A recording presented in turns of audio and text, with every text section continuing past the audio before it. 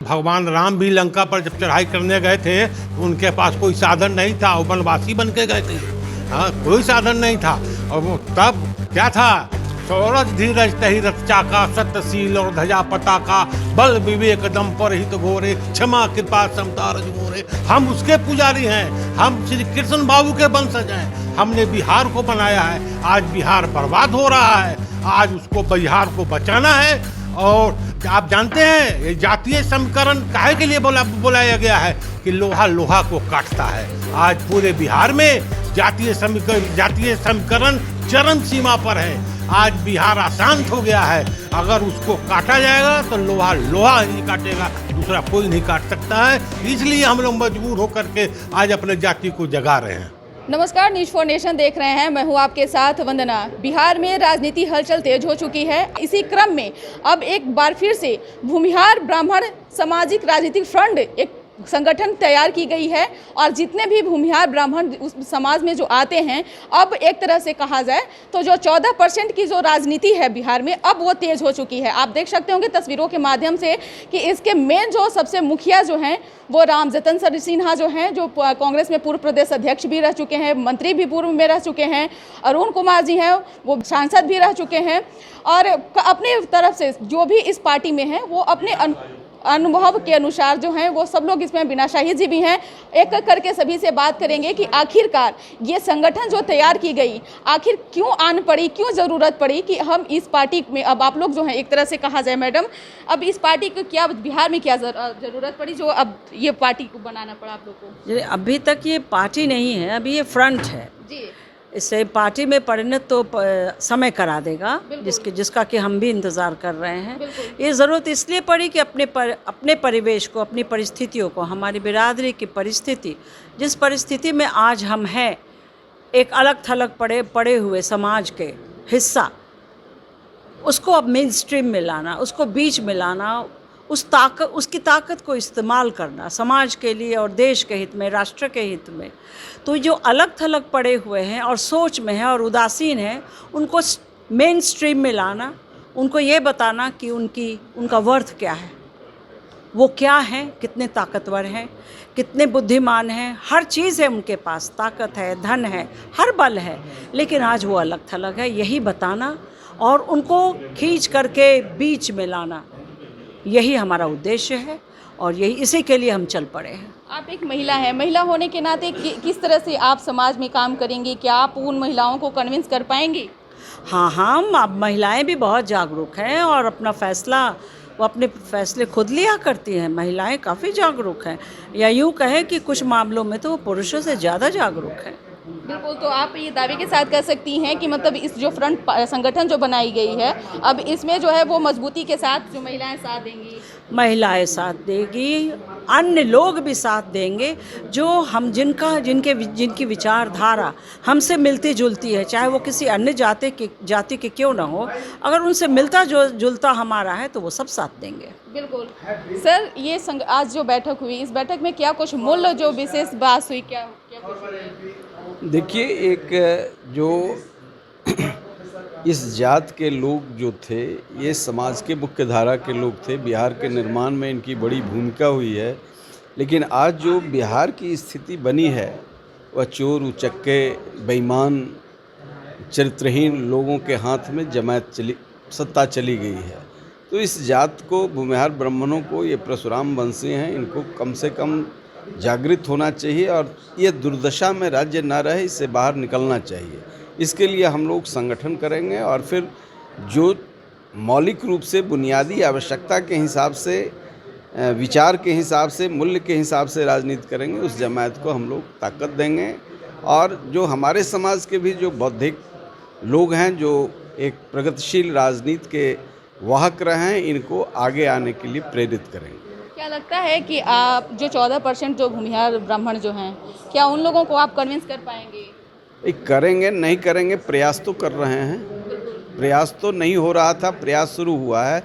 बिना प्रयास के ही ये आगे रहे हैं। लेकिन एक कालखंड हुआ जिसमें ये पिछलग्गू बन गए हैं, अपनी ज़मीर बेच दिए हैं। लेकिन आम जो लोग हैं ये महसूस कर रहा है कि हमारे लोग जो संवाहक थे विचारों के, वे सब स्थिर पड़ गए हैं, पीछे हट गए हैं। इनको स्थिर नहीं होना चाहिए, इससे राष्ट्र को, राज्य को क्षति हो रही है। इसलिए हम लोगों ने इस अभियान को शुरू किया है और हम उम्मीद करते हैं कि अच्छा ही होगा। सर, चुनौती वो कम नहीं है, चुनौती कम नहीं है, भूमिका क्या रहेगी, किस तरह से आप लोग ये करेंगे? सबसे एक करके हम बारी से बात कर लेंगे सर। देखिए, चुनौती तो ये है कि समाज में दो तरह के लोग हैं। एक वैसे लोग जो आज़ादी की लड़ाई में बढ़ चढ़ के हिस्सा लिया, देल यातनाएँ सही, असंख्य कुर्बानियाँ दी, प्राणों को न्यौछावर किया और आज़ादी के बाद देश के निर्माण में बहुत बड़ा रोल प्ले किया। और दूसरा है जो समाज के सबसे नीचे दलित वर्ग, जिसने दौलत पैदा करने में अपना पसीना बहाया, लेकिन पिछले 15, 20, 25, 30 सालों से वैसे लोगों को सत्ता मिली है जो ना तो जिनका देश के नवनिर्माण में योगदान था, न दौलत पैदा करने में था, जो केवल संसाधनों का दोहन किया, और दोहन ही नहीं किया, बिल्कुल लूट-पाट मचाया। और इस दौर में वैसे लोग जिनका बहुत बड़ा योगदान था, आज राजनीति में उनकी कोई दखल नहीं है, कोई उनकी भूमिका नहीं है। चाहे राज्य का नीति का निर्धारण हो, चाहे निर्णय की प्रक्रिया हो, या सत्ता में भागीदारी हो, प्रशासन में के संचालन में कहीं भी कोई भूमिका नहीं है।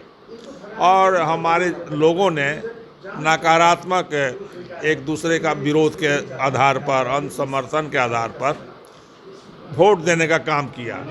इसका परिणाम यह हुआ कि हम मुख्य धारा से अलग थलग पड़ गए।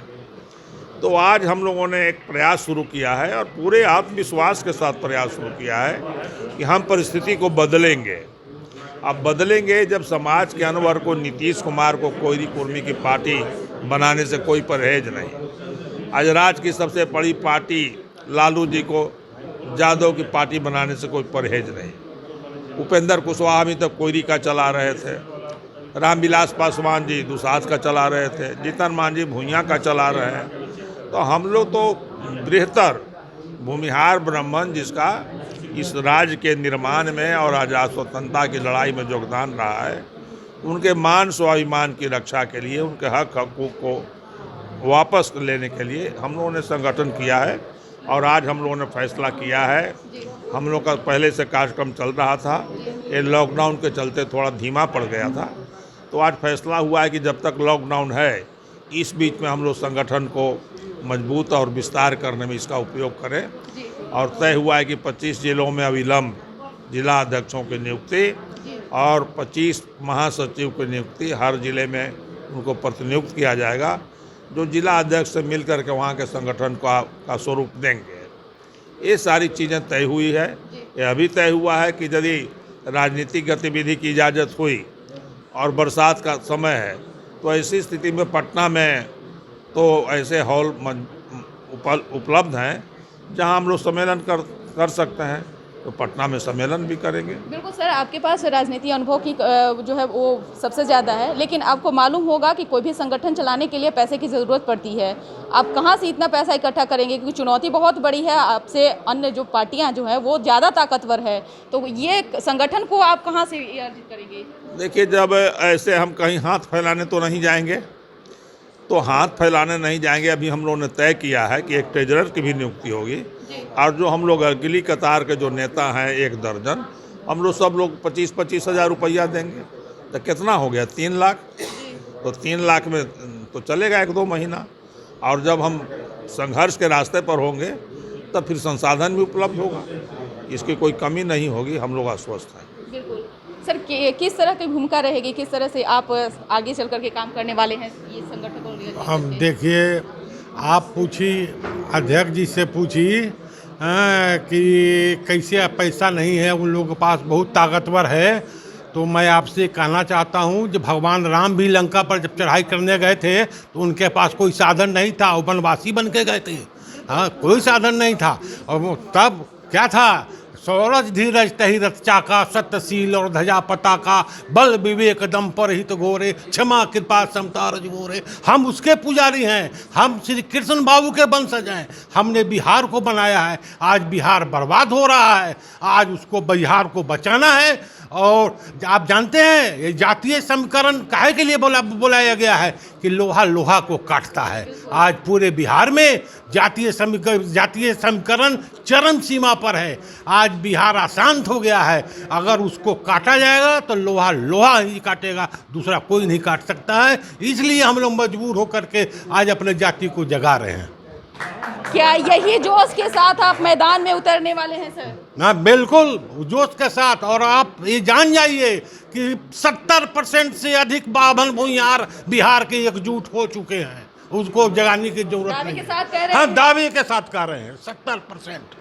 बिल्कुल। तो यहाँ पे साफ तरह से लोगों का अपना, सर क्या कहेंगे आज जो बैठक हुई, बैठक में क्या कुछ आप अपनी बातों को रखें और किन बिंदुओं पे आप चर्चा? तमाम लोग तो बताया ही, मैं भी वही बताना चाहता हूँ, क्योंकि हम तो संगठन में पहले भी बहुत काम कर चुके हैं और हम अभी इस संगठन में महामंत्री और प्रवक्ता हैं।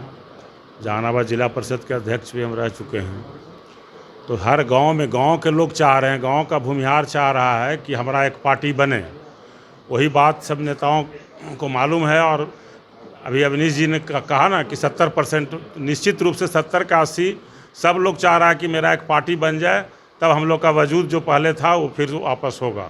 धन्यवाद। बिल्कुल, क्या कहेंगे सर? मेरा नाम अनिल कुमार हुआ, मैं पूर्व विधायक हूँ विक्रम का। हमारी जाति का हर दल में बहुत ही अनदेखी किया जा रहा है, शोषण किया जा रहा है, जबकि हर दल हमारी जाति के बल पर ही जीती है। और जिसका उदाहरण है, मुझे भी टिकट काट दिया गया था, लेकिन मैं निर्दलीय चुनाव लड़ा और मैं 5 बार चुनाव लड़ा, 3 बार विधायक रहा। सबसे ज़्यादा वोट मुझसे भी रहा, 52,000 मुझे वोट आया। और जिसको टिकट मिला, जनता ने बहुत बड़ा सबक सिखाया। जवाना जब्त हुआ एनडीए का, भाजपा जदयू पार्टी से जिसको टिकट मिला अतुल कुमार को, और मुझे उसे 54 लोगों ने वोट दिया। इसलिए हमारी जाति भी अब जाग रही है। अनदेखी किया जा रहा है। इसलिए आज इसी मुद्दा पर था कि हम लोग संगठन को मजबूत करें और अपनी ताकत का एहसास करावें, ताकि आगे आने वाले दिनों में हम लोग का सत्ता में भी भागीदारी मिले और बिहार को सुधारने में, बिहार का भविष्य उज्जवल करने में हम लोग काम आवें। और मुझे विश्वास है कि अपने माननीय अध्यक्ष रामजतन सिन्हा जी, हमारे पूर्व सांसद अरुण बाबू, हमारे अविनाश बाबू, भाई टुन्नू जी हैं, सब लोग के नेतृत्व में निश्चित रूप से काफ़ी आगे बढ़ेगा हमारे जो फ्रंट है। और आगे आने वाले दिनों में हम लोग एकजुटता दिखाएंगे। हाँ, धन्यवाद। बिल्कुल सर, अपना परिचय दे दीजिए और आप किस तरह से काम करेंगे इस संगठन में, वो भी अपना बताइए। देखिए, मैं तो नेशन फर्स्ट डेमोक्रेटिक पार्टी का राष्ट्रीय अध्यक्ष हूँ।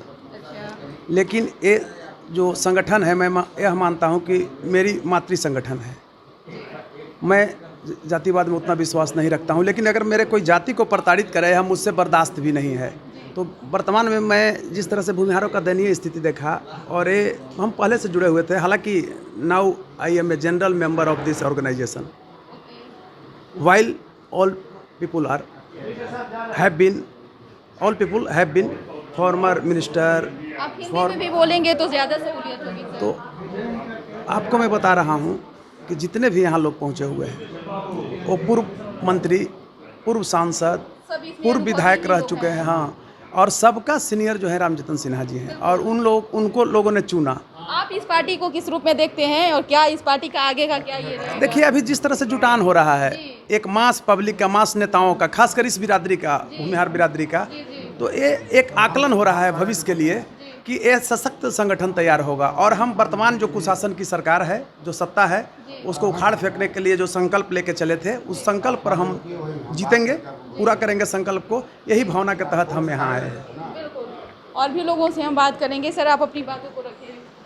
आज समाज को संगठित करने के लिए हमारे अध्यक्ष प्रोफेसर, पूर्व मंत्री प्रोफेसर रामजतन सिन्हा जी के आवास पर बैठक हुई। समाज में संगठन के लिए एक तरफ था कि कौन नेतृत्व करे, तो हम लोग समाज को नेतृत्व करने के लिए प्रोफेसर डॉक्टर रामजतन सिन्हा जी और डॉक्टर अरुण कुमार जी, बीना साही जी, अवनीश भैया जी, सब लोग आ गए हैं। इनके साथ सब समाज लग गया, समाज लग गया। अब बिहार में परिवर्तन होगा, एकदम परिवर्तन होगा। सर, क्या कहेंगे सर?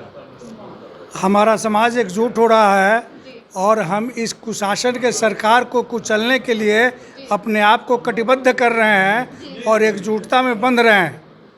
तो यह जो कुशासन की सरकार है, अब यहाँ से जाएगी जब हमारा समाज जुट जाएगा।